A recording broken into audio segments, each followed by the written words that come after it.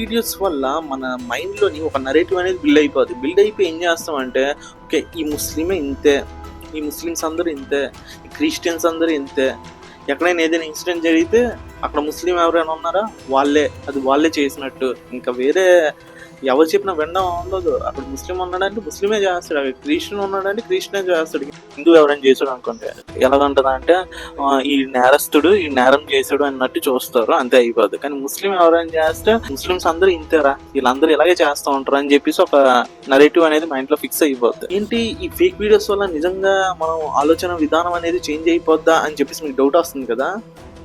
Doubt వస్తుందంటే మంచిదే, doubt రావాలి. సో ఫర్ ఎగ్జాంపుల్ నేను చూపిస్తాను. ఇక్కడ చూడండి, భీమవరంలోని ముత్యాలమ్మ గుడి దగ్గర ఒక వ్యక్తి అనుమానంగా తిరుగుతుంటే స్థానికులు అందరూ వచ్చేసి ఈ పేరేంటంటే చెప్పలేకపోతుంటే ఇంకా వాళ్ళు ఫిక్స్ అయిపోయారు, ఈ అమ్మాయి ఈడు ముస్లిమే, అక్కడ సికింద్రాబాద్లోని గుడి కూల్చారు కదా, ఇక్కడికి వచ్చేసారు వీళ్ళు ఒక టీం దిగిపోయింది, ఇక్కడ ఏంచి గుడిని కూల్చడానికి వీడు ఇక్కడ తిరుగుతున్నాడు అని చెప్పేసి చెప్పుకొని అందరూ కొట్టడం అనేది స్టార్ట్ చేశారు. వాడిని భయపెట్టడం అనేది స్టార్ట్ చేశారు. ఆ వ్యక్తి భయపడిపోయి జై శ్రీరామ్ అని చెప్పేసి ఆడడం అనేది మొదలెట్టేశారు. అక్కడ ఉన్న వాళ్ళు కూడా ఇంకా పౌరుషం వచ్చేసి, నేను చూసావా ముస్లిం చేత జై శ్రీరామ్ చెప్పేస్తున్నామని చెప్పేసి వాళ్ళు ఏదో సైకో లాగా ఫీల్ అయిపోయి జై శ్రీరామ్ చెప్పింది చెప్పించడము, వాడిని కొట్టడము, మొత్తం అంతా ఈయన ఒక టెర్రరిస్ట్గా పెట్టేసి వీడి దగ్గర ఒక లిస్ట్ దొరికేసింది. సింహాచలం గుడి ఇంకా ఏవో గుడ్ల పేర్లన్నీ దాంట్లో రాసున్నాయి. వీళ్ళు టీం అంతా దిగిపోయింది, గుడ్లని ఎరగొట్టడానికి వీళ్ళు ట్రై చేస్తున్నారని చెప్పేసి అక్కడ ఉన్న వాళ్ళందరూ ఏదో కనిపెట్టేసినట్టు ఇంకా వాట్సాప్ స్టేటస్లోని ఇన్స్టాగ్రామ్ రీల్స్లోని అన్నిట్లో పెట్టేసుకొని దానికి యూట్యూబ్ ఛానల్ సపోర్ట్లు తీసేసుకొని ఆ యూట్యూబ్ ఛానల్ చూడండి 11 గంటలు లైవ్ ప్లే చేశాడు దరిద్రుడికి. అమ్మ 11 గంటలు లైవ్ ప్లే చేసుకున్నాడు. ఇంకా హిందువులకి బొర్రలోకి ఎక్కిస్తూనే ఉన్నాడు వాడు వ్యూస్ కోసం. ఇతను చూడండి, అతను బీజేపీ వ్యక్తిని తీసుకుని వచ్చేసి ఇంటర్వ్యూలు అయిపోతున్నాయి. ఇవన్నీ జరిగిన తర్వాత పోలీసులు ఏం చెప్పారంటే, బాబు వాడు ముస్లిం వ్యక్తి కాదు, అతని పేరు దిలీప్, తూర్పుగోదావరి జిల్లా, అతను 3 సంవత్సరాల నుంచి పిచ్చి పెట్టి వాడు ఊర్లు పెట్టి తిరుగుతున్నాడు, చెత్తకొండల దగ్గర అన్ని దగ్గర తిరుగుతూ ఉంటాడు వాడు దిలీప్, వాడు ముస్లిం కాదు, మీ గుడిని కూల్చడానికి రాలేదని చెప్పేసి పోలీసులు చెప్తే అప్పుడు ఓహో అవునా అని చెప్పేసి సైలెంట్ అయిపోయారు. అంటే ఒకడు అనుమానంగా కనిపిస్తాడు, ముస్లిం అయిపోతాడు, వాడు గుడిని కూల్చడానికి వచ్చాడని చెప్పేసి ఫిక్స్ అయిపోయి వాడిని కొట్టేయడము. ఈ నరేటివ్ అంతా ఎక్కడి నుంచి వస్తుంది? సోషల్ మీడియా నుంచి, పొలిటికల్ లీడర్స్ నుంచి, ఈ ఇన్ఫ్లుయెన్సర్ స్పీచ్ల దగ్గర నుంచి, వీటి దగ్గర నుంచి ఇవన్నీ మైండ్లో ఎక్కుతున్నాయి. ఇలాగ ఫేక్ వీడియోస్ స్ప్రెడ్ చేయడం వల్ల అంతెందుకు, మొన్న హర్యానాలోని మీకు గుర్తుంది కదా, హర్యానాలో ఏమైంది, ఆర్యన్ మిశ్రా అనే అబ్బాయిని కారులోని ఆవుమాసం తీసుకుని వెళ్తున్నారు అన్న డౌట్తోని గోరక్షక్ అనే పేరుతో ఉన్న సంస్థ వాళ్ళు ఏం చేశారంటే దగ్గర 10 కిలోమీటర్ల దాకా వాడిని చేసి వెళ్ళి గంతున వాడిని షూట్ చేసి చంపేశారు. పోలీస్ ఇన్వెస్టిగేషన్లో వాళ్ళని అడిగితే వాళ్ళు ఏం చెప్పారు తెలుసా, అది అంటే షాక్ అయిపోతారు. ఆ అబ్బాయి ముస్లిం అనుకున్నామండి, ముస్లిం అనుకొని చంపేశాము, అక్కడ బండిలోని ఏదైనా గోమాంసం తీసుకుని వెళ్తున్నాడేమో ఆ ముస్లిం అబ్బాయి అనుకొని చంపేశామండి, హిందూ అని మాకు తెలియదు, లేకపోతే చంపకపోదుము అంట. आप देखते हो गौ लेके जा रहे हैं, आप प्रशासन का मदद कीजिए, पुलिस से वो लीजिए प्रोटेक्शन कि भाई लेके जा रहे हैं गौ, ये थोड़ी गोली मारने का था, अल्टीमेटली गोली मार दो। औलाद सबकी प्यारी है जी, खून सबका लाल है, यहाँ आके हम तुम हिंदू मुस्लिम बन गए हैं, खून सबका लाल ही है। ये कहे मुस्लिम है ये हिंदू, जो अनाज मैं खाता हूँ वही अनाज मुसलमान खाते हैं, वही सिख खाते हैं, वही कसाई का सब खाते हैं, सिर्फ उनका नाम अलग अलग होगा। भाई वो मांस काट के बेचते हैं, हम काटते नहीं हैं। जिसका जो धर्म हो करेगा, लेकिन ये अथॉरिटी नहीं। వాళ్ళ నాన్న ఇంటర్వ్యూ ఇస్తూ చెప్తున్నారు, ముస్లిం అయితే అంటే గోమాంసం తీసుకుని వెళ్తున్నాడు, ఓకే పట్టుకోవాలి, పోలీసులకు అప్ చెప్పాలి, లేకపోతే కొట్టాలి. ముస్లిం అని డౌట్ వచ్చి చంపడం ఏంటి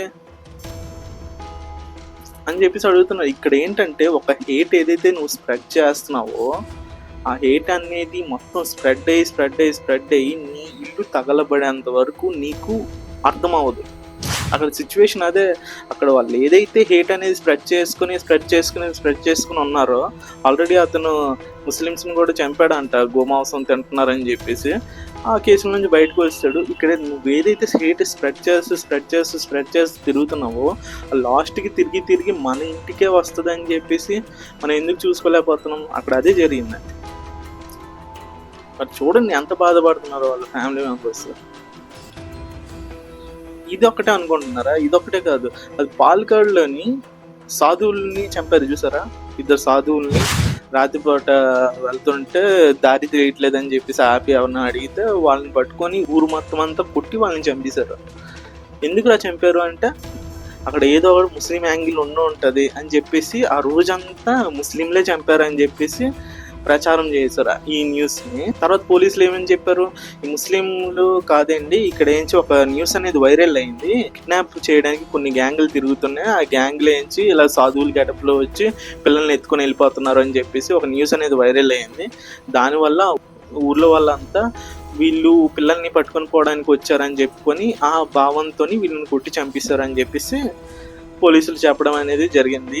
ప్లస్ ఆ ఎఫ్ఐఆర్లో ఏదైతే మెన్షన్ చేశారో పేర్లు 100 మందికి పైగా పేర్లు ఉన్నాయో వాటిల్లోని ఒక్క ముస్లిం కూడా లేకపోవడం వల్ల ముస్లింలు సేఫ్గా ఉన్నారు.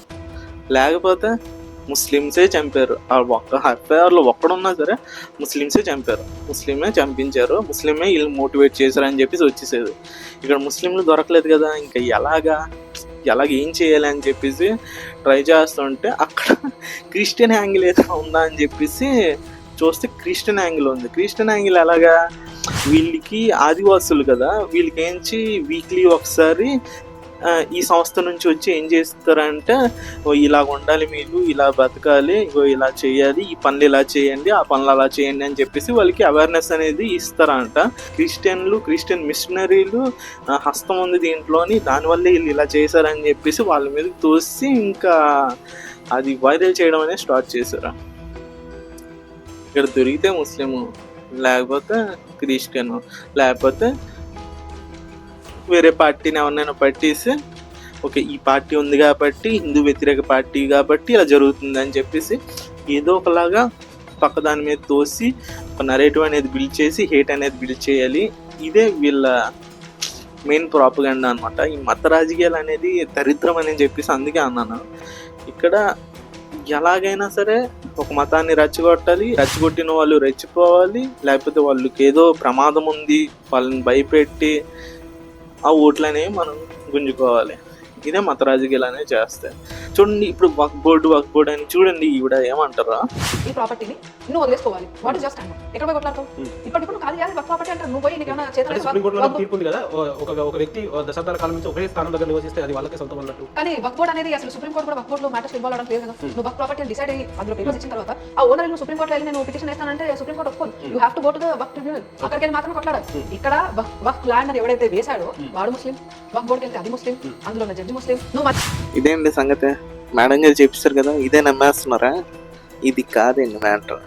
ఒకవేళ వక్ఫ్ బోర్డు వచ్చి స్థలం మాది అని చెప్పేసి క్లెయిమ్ చేసింది అనుకోండి, వక్ఫ్ బోర్డు ట్రిబ్యునల్లోని కేసు వాదిస్తారు. అక్కడ మీరు ఓడిపోయారు అనుకోండి, హైకోర్టుకి వెళ్ళొచ్చు. ఇక్కడ మేడం హైకోర్టుకి వెళ్ళలేము, సుప్రీంకోర్టుకి వెళ్ళలేము అని చెప్పేసి ఏదైతే అనేస్తున్నారు. హైకోర్టుకి వెళ్ళొచ్చు.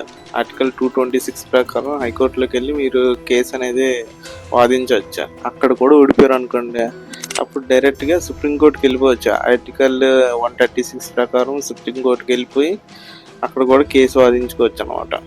ఇక్కడ కూడా సుప్రీంకోర్టులో కూడా మీరు కేసు ఓడిపోయారు అనుకోండి, మళ్ళీ మీరు రివ్యూ పిటిషన్ అనేది పెట్టేసుకోవచ్చు. ఇప్పుడు వక్ఫ్ బోర్డు మీద మీరు కేసు వేసేయాలనుకోండి, వాళ్ళ మీద కూడా కేసు వేసేయచ్చు. మీరు ప్రివెన్షన్ ఆఫ్ కరప్షన్ యాక్ట్ కింద దాంట్లో వాళ్ళ మీద కూడా కేసు అనేది మీరు వేసేయచ్చు. ఇప్పుడు చూడండి, వక్ఫ్ బోర్డు మీకు కరెక్ట్గా ఇన్ఫర్మేషన్ ఏం చెప్పట్లేదు, ఇది మాది అని చెప్పేసి ఊరుకుంది, మీకు ఎటువంటి డాక్యుమెంట్స్ చూపించట్లేదు, ఏం చూపించట్లేదు అనుకోండి, రైట్ టు ఇన్ఫర్మేషన్ యాక్ట్ కింద మీరు కేసు అనేది వేసేయచ్చు.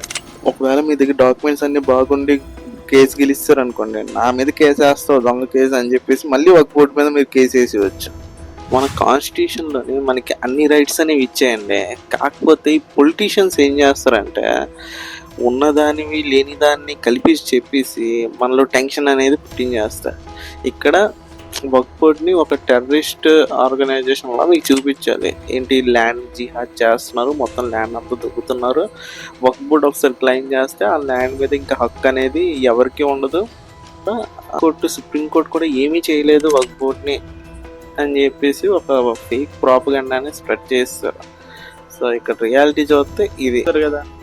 ఇప్పుడు హైకోర్టుకి వెళ్ళొచ్చు, సుప్రీంకోర్టులకే వెళ్ళొచ్చు, కానీ ఇక్కడ ఏంటి వీళ్ళు చెప్పడం, అమ్మో వక్ఫ్ బోర్డు ఆక్రమించేస్తే మనం ట్రిబ్యునల్లోనే చూడాలి, లేకపోతే మనం ఆస్తులు వదులుకోవాలి. అంటే హైకోర్టుకి వెళ్ళాము, సుప్రీంకోర్టుకి వెళ్ళాము, మన ఆస్తి అంతా ఇంకా వదిలేసినట్టే అని చెప్పేసి హిందువులకి ఇలాగ అన్యాయం జరుగుతుంది, వక్ఫ్ బోర్డు ల్యాండ్ జిహాద్ చేస్తుంది అని చెప్పేసి ఇలాగా ప్రజల్లోకి వదిలేస్తూ ఉంటారు అనమాట. వదిలేస్తే ఓ నిజమే కదా, ఇలాగే జరుగుతుంది కదా అని చెప్పేసి ఫీల్ అయిపోవాలి లోపల లోపల.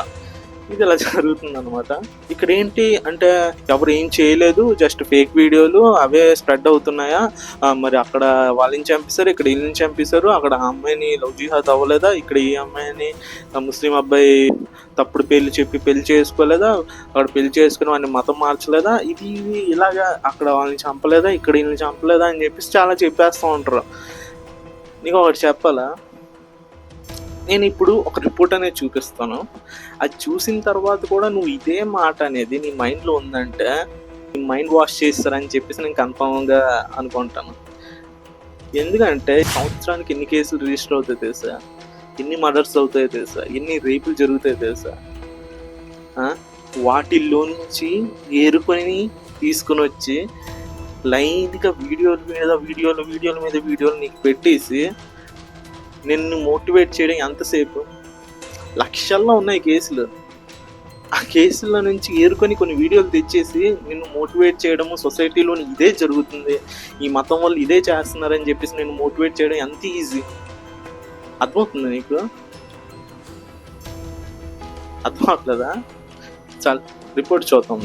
అసలు ఇండియాలోని ఎన్ని మర్డర్ కేసులు రిజిస్టర్ అవుతున్నాయి, ఎన్ని అటెంప్ట్ మర్డర్ కేసులు రిజిస్టర్ అవుతున్నాయో ముందు ఒకసారి చూద్దాము. 2014లో చూడండి ఎన్ని కేసులు రిజిస్టర్ అయ్యాయో. మర్డర్లు ఎన్ని జరిగాయి అంటే 33,000, అటెంప్ట్ మర్డర్ 41,000. 2015లో చూడండి, బాబు 2016 ఇది హైలైట్ అయిపోయాను. 2017 28,000 మర్డర్ల. 2018, 2019, 2020లో చూడండి ఎన్ని ఉన్నా, 29,000 మర్డర్లు, అటెంప్ట్ 57,000. 2021, 2022 28,000 మర్డర్లు, అటెంప్ట్ మర్డర్లు 57,000. ఇవి ఓన్లీ మర్డర్స్ గురించి నేను చూపించాను. ఇంకా టోటల్ కేసులు చూసేద్దామండి. టోటల్ కేసులు చూస్తేనే మీకు ఒక ఐడియా వస్తుంది. ఇదేందుకు మర్డర్స్ని సపరేట్గా వాటిని సపరేట్గా చూపించడం. కానీ నేను ఎప్పుడైనా మీరు టోటల్ కేసెస్ ఎన్ని ఉన్నాయి ఇండియాలోని చూడాలంటే ఎన్సిబిఆర్ రిపోర్ట్ చూడండి. ఎందుకంటే మినిస్ట్రీ ఆఫ్ అఫైర్స్ రిలీజ్ చేసిన రిపోర్టే అథెంటికేట్గా ఉంటుంది. మిగతావి యూట్యూబ్ వాళ్ళు సొల్లు కబుర్లు చెప్పడానికి ఏది పడితే అది చూపించేస్తూ ఉంటారు మీకు. సో ఎన్సిబిఆర్ రిపోర్ట్ చూద్దాము. అది చూస్తే మీకు ఒక ఐడియా అన్నది వస్తుంది. ఇదేనండి ఎన్సిబిఆర్ రిపోర్ట్ అంటే. చూడండి 2022 రిపోర్ట్ అనమాట. National crime record bureau, ministry of home affairs, Ajay Bhalla IAS, okay, Vivek Goyal IPS. Summary చూద్దామండి ఒక్క నిమిషం. ఇక్కడ చూడండి సమ్మరీ. మనం డైరెక్ట్గా ఆల్ ఇండియా కేసెస్ కంప్లైంట్స్ ఎన్ని రిజిస్టర్ అయ్యాయి అవన్నీ చూద్దాము. డైరెక్ట్గా చాప్టర్ 1కి వెళ్ళిపోదాం మనం. ఇదే చాప్టర్ 1 ఏది, page number 1, chapter 1, okay, page number 1, okay, chapter 1 all India summary అంటే. ఆల్ ఇండియా సమ్మరీ చూద్దాం ఒక్క నిమిషం. చూడండి ఎన్ని ఉన్నాయో. ఓరల్ కంప్లైంట్స్ వచ్చేసి ఇన్ని 70 లక్షల కంప్లైంట్లు అనేవి వచ్చాయంటండి. దాంట్లోని 6,65,000 కంప్లైంట్స్ ఎఫ్ఐఆర్ రిజిస్టర్ అయ్యాయంట. మరి చూడండి రిటర్న్ కంప్లైంట్స్ చూడండి ఎన్ని వచ్చాయో. 96,34,098 రిటర్న్ కంప్లైంట్స్ వచ్చాయంట. దాంట్లోని 49,58,349 కేసులు ఎఫ్ఐఆర్ రిజిస్టర్ అయ్యాయంట. మనం డైరెక్ట్గా టోటల్ కంప్లైంట్స్ అనేవి చూసేద్దాము. 1,66,38,680 కేసులు కంప్లైంట్స్ అనేవి వచ్చాయి. వస్తే ఎఫ్ఐఆర్ రిజిస్టర్ అయినవి ఎన్ని అంటే 56,24,065 కేసులు ఎఫ్ఐఆర్ రిజిస్టర్ అయ్యాయి. ఎంత సమయంలోని, ఓన్లీ ఒక్క సంవత్సరంలోనే 56 లక్షల ఎఫ్ఐఆర్లు అనేవి రిజిస్టర్ అయ్యాయి. 2 లక్షల ఎఫ్ఐఆర్లు రిజిస్టర్ అయ్యాయి. మొత్తం అంతా కలిపి ఎఫ్ఐఆర్ రిజిస్టర్ అయినవి 58,24,000 ఎఫ్ఐఆర్లు అనేవి ఒక్క సంవత్సరంలో రిజిస్టర్ అయ్యాయి. చూస్తున్నారు కదా, చూడండి ఇక్కడ under Indian penal code plus special local law 2020 నుంచి 2022 వరకు ఎన్ని కేసులు రిజిస్టర్ అయ్యాయి చూడండి. 2020లోని టోటల్ వచ్చేసి ఐపీసీ, ఎస్ఎల్ఎల్ మొత్తం అన్ని కలిపి టోటల్ 66 లక్షల కేసులు అనేవి 2020లో రిజిస్టర్ అయ్యాయి. 2021లో కొంచెం తగ్గి 60 లక్షల కేసులు రిజిస్టర్ అయ్యాయి. 2022 వచ్చేసి 58 లక్షల కేసులు అనేవి రిజిస్టర్ అయ్యాయి. బాబు ఎన్ని కేసులు అండి, చూస్తున్నారు కదా. ఇప్పుడు స్టేట్ వైజ్ చూద్దాం, స్టేట్ వైజ్ ఎలా ఉన్నది క్రైమ్ రిపోర్ట్ అనేది ఒకసారి చూద్దాము. చూడండి, మర్డర్ కేసులు ఇందాకలే మనం చూస్తాం కదా, 29,000 మర్డర్ కేసులు, 28,000 మర్డర్ కేసులు, capability hit and run 41,000, death due to negligence వచ్చేసి 1,20,000. బాబాయ్, మెడికల్ నెగ్లిజెన్స్ 133, పర్లేదు తక్కువ. Attempt to commit murder 57,000. చూద్దాం డైరెక్ట్గా స్టేట్ వైజ్కి వెళ్ళిపోదాం. ఇవన్నీ మనకి చూసుకుంటూ వెళ్తే ఏంటి ఇన్ని రకాల కేసులు ఉన్నాయి ఏంటి అని వేస్తుంది. కిడ్నాపింగ్ అంట, అదంట, ఇదంట, ఏంటిది అట్ట అంట. చూడండి స్టేట్ వైజ్ రిపోర్ట్ ఇది. ఆంధ్రప్రదేశ్లో చూడండి 1,88,000 కేసులు 2020లోని. 2022కి వచ్చేటప్పటికి 1,58,000 కేసులు. అరుణాచల్ ప్రదేశ్ తక్కువ. అస్సాంలోని 1,11,000. బీహార్లో 1,94,000. ఛత్తీస్గఢ్ తక్కువ ఉంది. గోవా తక్కువ. గుజరాత్లో 3,81,000 కేసులు అంటే 2022 ప్రకారం వచ్చేసి తగ్గింది, 1,34,000 కేసులు. హర్యానా 1,00,000 కేసులు. హిమాచల్ ప్రదేశ్ 14,000 కేసులు. జార్ఖండ్ 5,000 కేసులు, 51,000 కేసులు. కర్ణాటక వచ్చేసి 1,63,000 కేసులు అండి.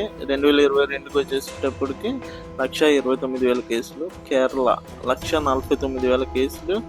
22లో పెరిగిపోయిందండి కేరళ, 2,35,000 కేసులు అండి. మధ్యప్రదేశ్ 2,83,000 కేసులు. 22లో వచ్చేసి 2,35,000 కేసులు. మణిపూర్ తగ్గింది. మేఘాలయ. ఒడిస్సాలో చూడండి 1,00,000 కేసులు ఉన్నాయి. 2022 వచ్చేసి 1,43,000 కేసులు. రాజస్థాన్ 1,93,000 కేసులు. 2022 వచ్చేసి 2,36,000 కేసులు. సిక్కిం తక్కువే. తమిళనాడు 8,91,000 కేసులు అంటే 2020లోనే. ఇప్పుడు 2022 ప్రకారం వచ్చేసి తగ్గాయి, 1,93,000 కేసులు. తెలంగాణ 1,35,000 కేసులు. ఇప్పుడు వచ్చి 2022లో వచ్చేసి 1,51,000 కేసులు. త్రిపుర తగ్గింది. ఉత్తరప్రదేశ్ 3,55,000 కేసులు. 2022లో కూడా తగ్గలేదు, పెరిగాయి, 4,00,000 కేసులు అంట. ఉత్తరాఖండ్ తక్కువ, 13,000 కేసులు. వెస్ట్ బెంగాల్ 1,58,000 కేసులు.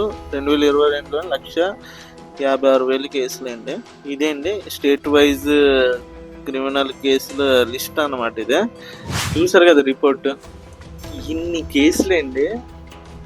ఓరి బాబు, కేసులు చూసిన తర్వాత కూడా మీకు ఒకే మతానికి చెందిన వాళ్ళు ఈ నేరాలన్నీ చేస్తున్నారని చెప్పేసి మీకు అనిపిస్తుందా? అనిపించట్లేదు కదా. మీకు అర్థమైతే చాలు, నేరస్తులు ప్రతి మతంలో ఉంటారండి, కానీ ఆ నేరానికి మతానికి సంబంధం ఉండదు. ఆ నేరం అనేది వాళ్ళ పర్సనల్ సిచ్యువేషన్స్ ని బేస్ చేసుకుని ఉంటాయి. దానికి ఆ మతంలో ఉన్న వాళ్ళందరికీ ఆపాదించడం అనేది కరెక్ట్ కాదు. ఇన్ని లక్షల కేసుల నుంచి ఒక 1000 కేసులు 500 కేసులు సైడ్కి తీయలేమా ముస్లింలు చేసినవి? ఆ కేసుల్ని సైడ్కి తీసి ఆ వీడియోస్ ని వైరల్ చేయడం ద్వారా ఆ 500 కేసులు నీకు చూపిస్తూ రీల్స్ రూపంలోనే, వీడియోస్ రూపంలోనే నీ బుర్రలోకి ఎక్కిస్తూ అంటే నీకు ఎలాగ ఉంటుంది? అవును, సొసైటీలో ఇదే జరుగుతుంది, ఈ మతం వాళ్ళు ఇంతే, ఈ క్రిస్టియన్లు ఇంతే, ఈ ముస్లింలు ఇంతే అని చెప్పేసి నీకు మైండ్ చేంజ్ అవ్వదా? ఇదే జరుగుతుంది సొసైటీలోని, ఇది జరుగుతుంది. అది జరగట్లే, నీ బ్రెయిన్ని వాష్ చేస్తున్నారు. అక్కడ ఇది జరుగుతుంది, మొత్తం దేశమంతా ఇదే జరుగుతుంది, ముస్లింలే నేరస్తులు, క్రిస్టియన్లే నేరస్తులు అని చెప్పేసి నీ మైండ్లోకి ఎక్కిస్తున్నారు. నమ్మద్దు నమ్మద్దు రన్నో నాయకుని గుమ్మాని గురితేస్తాడమ్మో నమ్మినోని. సో ఇప్పటికైనా కళ్ళు తెరవండి, హిందువులు కళ్ళు తెరవండి కాదు, జరిగే విషయాలను ఆలోచించి నిర్ణయాలు తీసుకుంటుండండి, ఆలోచించి రియాక్ట్ అవుతుండండి. సోషల్ మీడియాలోని వేల ఛానళ్ళు ఉన్నాయండి, వ్యూస్ గురించి ఫేక్ మాటలతోని రెచ్చగొట్టి వ్యూస్ సంపాదించడానికి, డబ్బు సంపాదించడానికి, ఓట్లు సంపాదించడానికి బోల్డ్ ఛానళ్ళు ఉన్నాయి. కానీ నిజం చెప్పే ఛానళ్ళు చాలా తక్కువ. ఈ వేల ఛానల్స్ నుంచి తట్టుకొని నిజం చెప్పే ఛానల్స్ ముందుకు రాలేదు. ఎందుకంటే నిజంలోని మసాలా ఉండదు, చప్పగా ఉంటాయి వీడియోలు, మసాలా ఏమి ఉండదు. అది ఫేక్ వీడియోలు అనుకోండి, మసాలా ఉంటుంది, ఎమోషన్ ఉంటుంది, కసి ఉంటుంది, అవన్నీ ఉంటాయి. కాబట్టి ఆ వీడియోలు మీకు నచ్చితే ఆ వీడియోలు చూస్తారు, నిజం చెప్తే ఆ వీడియోలు చూడరు. అందుకే చాలామంది లేగే నిజమే ఆవిడ చెప్తాడు, మనకి వ్యూస్ రావట్లేదు, ఏం రావట్లేదు, ఒక ఎమోషనల్ స్పీచ్ పెట్టేద్దాం, ఏదో పెట్టేద్దాం, మనకి వ్యూస్ వస్తే చాలు మనకి అని చెప్పేసి చూసి చాలామంది మారిపోతూ ఉంటారు. సో ఇది ఆలోచించుకోండి, ఈసారి ఏదైనా వీడియో చూసేటప్పుడు జాగ్రత్త. ఇలాగా గవర్నమెంట్ ఏదైతే రిపోర్ట్స్, అఫీషియల్ రిపోర్ట్స్ ఉంటాయో ఆ రిపోర్ట్స్ అనేవి చూస్తుండండి. ఓకేనండి, మరిన్ని మంచి వీడియోస్తోనే మళ్ళీ కలుద్దాం. అప్పటి వరకు బాయ్. నమ్మద్దు నమ్మద్దు రన్నో నాయకుని గుమ్మాని గురితేస్తాడమ్మో నమ్మినోని.